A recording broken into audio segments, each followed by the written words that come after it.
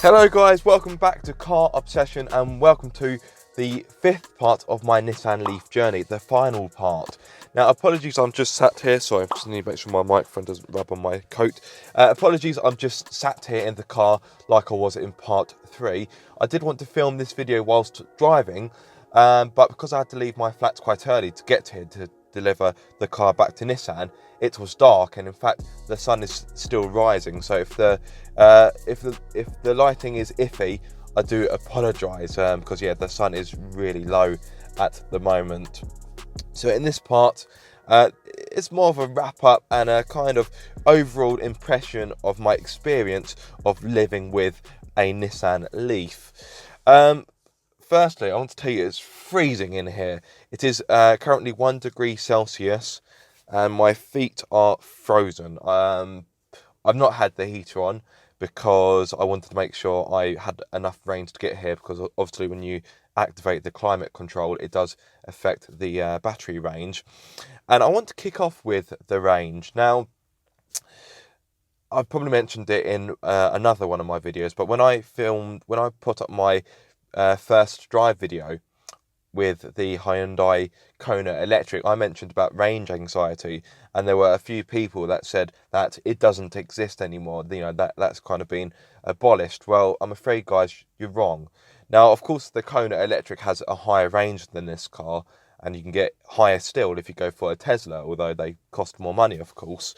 But as much as I have enjoyed living with the Leaf, I would want it to have a better range. Now, Nissan did a few weeks ago. Nissan did announce the Leaf E Plus 3.0, which does have a higher range. I believe it's 239, and that I think is much more usable. Now, electric cars are fine if your commutes are short and you're able to charge the car at home or at your office. I'm not. So really, I'm going to kick off with the question, would I buy an electric car? No. The reason being, two reasons. A, I'm a massive petrolhead through and through. I am unashamedly a massive petrolhead. Petrolhead.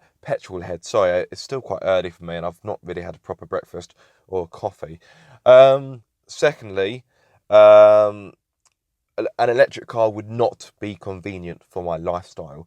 As I said in previous parts, I can't charge an electric car at my flat, and I can't charge it at my office. Therefore, what I've had to do, most evenings, I've had to pop out to a public charging point and basically wait around for 40 minutes whilst the battery goes up to 80% on a rapid charger. Speaking of charge, I left my flat this morning with 78% battery, and the range was just above 120 miles.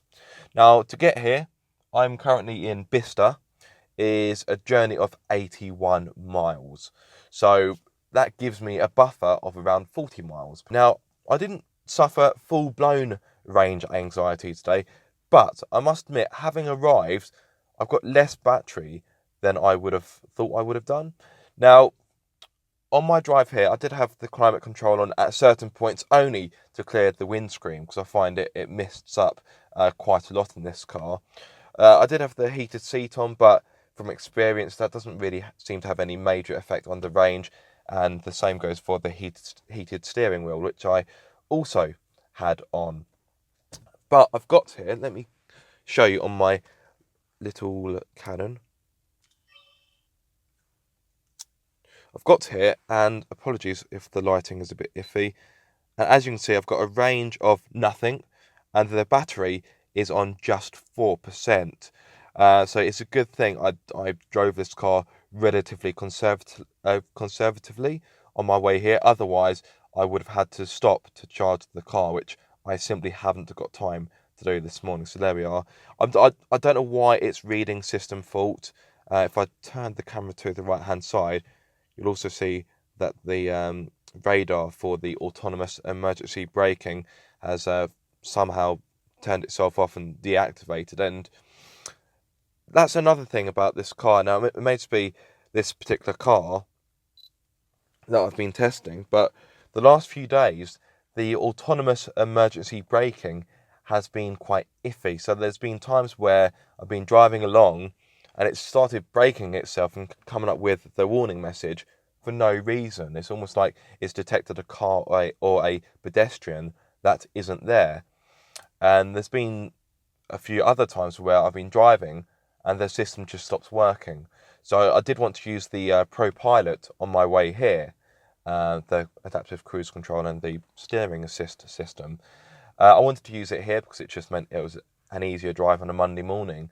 But I had to stop because the adaptive cruise control, when I was getting, when cars in front of me were slowing down, I was slowing down, which is what it's meant to do. However, it was braking quite aggressively, and when you're in, quite a lot of traffic, as you are on the M25 on a Monday morning, I was actually quite afraid a car behind me was going to plough into the back of me. So I turned the adaptive cruise control off because it was just acting odd. So yeah, I turned it off, and then a few miles down the line, it came up with a warning message basically saying that the radar wasn't working for whatever reason. So I'll have to tell Nissan that it's not working. I've got a system fault reading at the moment, which the logo appears to be in relation to the autonomous emergency braking. But yes, how has it been to live with this car? Well, in parts I have enjoyed it. I like the way how it drives. I like the power delivery. It's smooth but also responsive. I really like the way how you get the power instantly, but there's no joltiness. There's no kind of like, ugh. It's really smooth. It's as well, I was going to say as smooth as silk, but it's smoother than silk. It is fantastic. This car is very easy to drive thanks to its power delivery and, of course, the e-pedal and the Pro Pilot when it works. It's relaxing to drive. It's comfortable. So there are a lot of plus points for the Nissan Leaf. Obviously, compared to a petrol car or a diesel car, it will cost less to maintain, less to run. And obviously it's got 0 emissions and you pay less in tax, and for the time being you don't have to pay to take it into the centre of London, although that will change in 2025. So I'm really glad I've had the chance to live with an electric car for a week. I'm glad it was a week because, to be honest, for my lifestyle I wouldn't want to do it for any longer, because at times this car has become an inconvenience. But yes, I have come to appreciate the way of electric motoring, but I'm not going to rush out to buy an electric car anytime soon. Firstly, because they're too pricey, and secondly, it doesn't fit in with my lifestyle. You also need to plan your journeys in advance. Now, some EV owners may argue, well, that's no hardship, but whenever you want to go somewhere, so for example, on Saturday I went to Stratford-upon-Avon, I had to plan. It was almost like a military operation. Okay, so how much range do I need to get there? How much battery do I need? Okay, when I get there, is there somewhere to charge the car? And to be fairness, to be fair, it wasn't overly difficult. However, in Stratford-upon-Avon, I went to Caffeine and Machine. There was a rapid charging point around 2.5 miles away, which is great. But let's say, for argument's sake, that was the only charging place in the area. You get there and it's either not working, or someone else is using it, or even worse, a petrol car has parked in the bay. Now, I've not experienced any petrol or diesel cars parking in an electric charging bay whilst I've had the Leaf, but it does happen. I have seen users on ZapMap state that that the electric bay has been iced. Internal combustion engine. So it's been iced, meaning that an internal combustion engine car has parked there. Actually, I did see one example of it, but the charging point was out of order anyway. So the way how I see it is, you probably shouldn't, but makes no difference, does it? But yes, I have enjoyed my time with the Nissan Leaf. I'm not a big fan of the range anxiety that goes with it. And just to go back to my example, but when I went to Stratford-upon-Avon, when I mentioned that it was the only rapid charging point in the area, some of you will say, well, why not just drive somewhere else? That's fine, but when I got to Stratford-upon-Avon, I had about 5% battery, so I couldn't really go much further than where I was at that moment in time. So talking of batteries running out, the battery on my GoPro is running out. I obviously put a battery in that wasn't fully charged. So there are some good points from EV motoring, but it isn't for me. However, I would recommend it to someone who wants to cut down on their outgoings for owning a car, and of course wants to do their bit for the environment. But let's move away from electric vehicle ownership for the time being and talk about the Leaf itself. I do find there are too many buttons on the inside, and from my driving position, which isn't ideal because the steering wheel only goes up and down and not towards me or away from me, which I still find irritating. But for my driving position, to get to the left-hand buttons on the touchscreen, it is a bit of a stretch. I can do it, but it's not very comfortable. I know that sounds really picky, but I think that may be of annoyance to some potential owners. But yeah, I think there's too many buttons in here. The buttons for the heated seats just don't feel very nice, and they feel like they've come from the 90s. And the lever, the little button for the electric parking brake, that feels so cheap and nasty. But there's a decent amount of storage in here. Got good sized door bins, been able to fit my bottle of water in there. The Leaf has got a massive amount of kit, lots of safety kit, so I think it is pretty good value for money. This car is around £30,000. You've got the navigation, 7-inch touchscreen. You've got the intelligent around view monitor, which I love, really, really good. I've got the 7-inch digital display, adaptive cruise control, ProPilot. Well, ProPilot is an optional extra. I do need to point that out. I've got the climate control, smartphone connectivity. But the interior is a nice place to be. Quite like the synthetic leather touches. I really like the blue stitching. The blue stitching looks really nice. There are a few hard plastics in here. But overall, the interior is quite nice. The Leaf is a good car. It's got a lot going for it. The only thing I would really change about it is a steering wheel with better adjustment. The rear space could be a little bit better. And there was another thing I didn't like about the Leaf. Can't think of what it was, so it clearly wasn't overly important. But the range could be a little bit better. I'm trying to think of what the third point was. Steering wheel, rear space. For the life of me, I can't remember what it is, and it's probably something really glaringly obvious.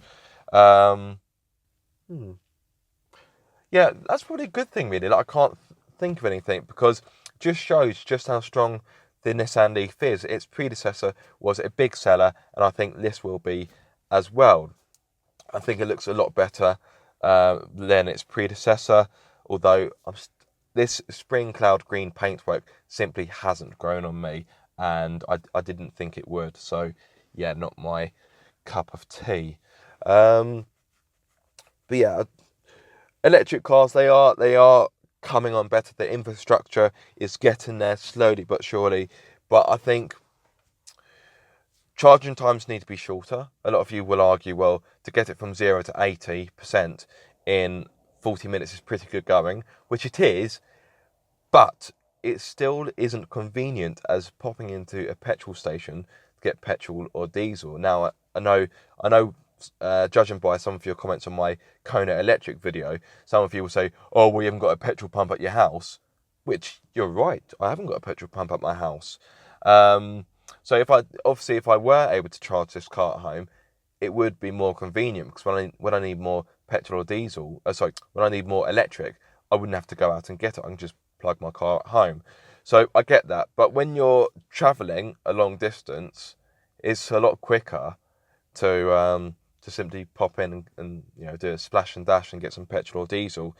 Now, as I was speaking to Kev, the guy who owns the fastest shed, and he made some good points about electric cars, and he said, well, when you go to a services to stretch your legs, go to the toilet and get coffee, you could charge the car then, which is fine. But me personally, whenever I go to a services, I don't really hang about for too long, so I'd only be about 10 or 15 minutes. However, if you want to stop and have lunch or dinner or breakfast, depending on what time it is, then of course you're going to be longer than 10 or 15 minutes, so it kind of makes sense. So yeah, I hope you have enjoyed my Nissan Leaf diary. I'm going to wrap up because I've been talking for a long time now, and I'm going to have to edit a lot of my waffling out. So if there is a topic I haven't covered, or there is a question you'd like to ask me, or a bit of information you would like to know, please drop me a comment in the comment section below, and I will answer as quickly as I can. Time for me to give this car back to Nissan. A big thank you to Nissan for letting me have this car for a week. It's been an interesting one for certain, and it has broadened my mind about electric motoring, which is what I was really aiming to achieve from this loan. But thank you so much for watching this video. I hope you have enjoyed it. If so, give it a massive thumbs up. If you are subscribed, don't forget to click that bell icon so you get notified every time I make a video. And if you aren't subscribed, guys, what are you waiting for? Be sure to subscribe for more car obsession.